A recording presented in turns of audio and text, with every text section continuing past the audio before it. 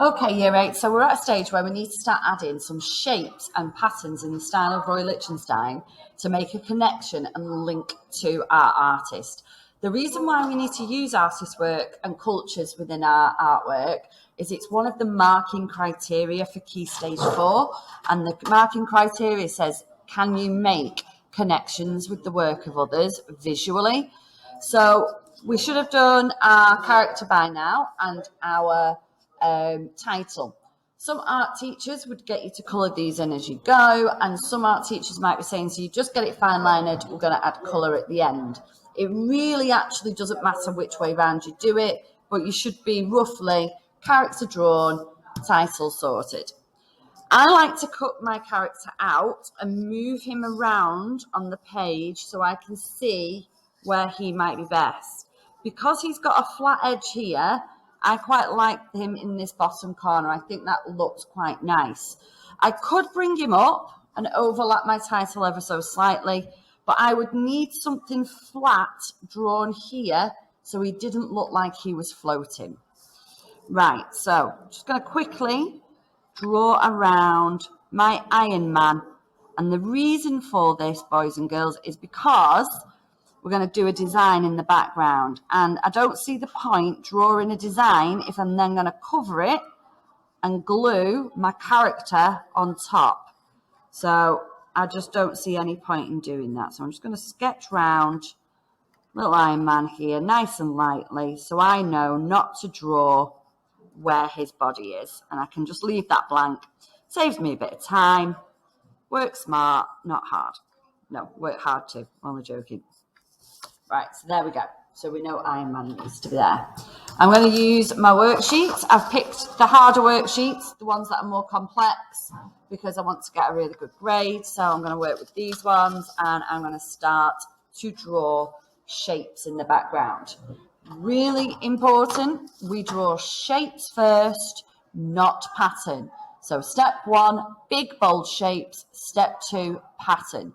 If you try and draw a pattern now in here, you're just going to fill all of that up with loads of pattern, and you're not going to have any nice shapes in there. So it must be shape first, then pattern.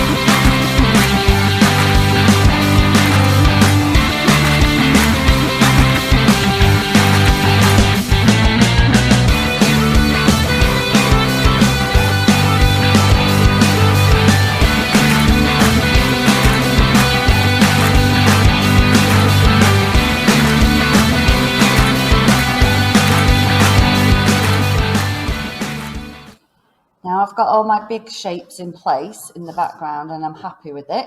I'm going to start to add some patterns, and I'm sure your art teacher is showing you the slide with the Benday dots before you start your pattern work. So Benjamin Day was the inventor of the Benday dots, and it's really good for an area that's got quite a lot of plane in. So I think I'm going to go here. So I want a circle the same size, kind of in a row, and I want to do it with the same gap in between as well to get this formation right. Now I'm going to look at where the gap is and do my next circle directly below it, and that's what's going to give the illusion of it looking like it is in a diagonal as well. Next one is going to be directly above. I always use the comparison of brickwork. If you think about brickwork and how that bit's always in between the brick, it's like that but with circles. You could do some very faint guidelines to help you if you wanted.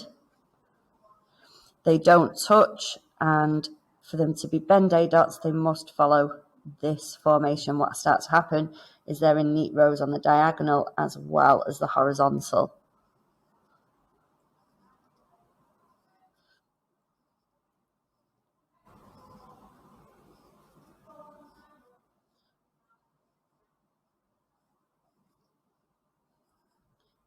And what's great is I'll be able to add colours inside these later on.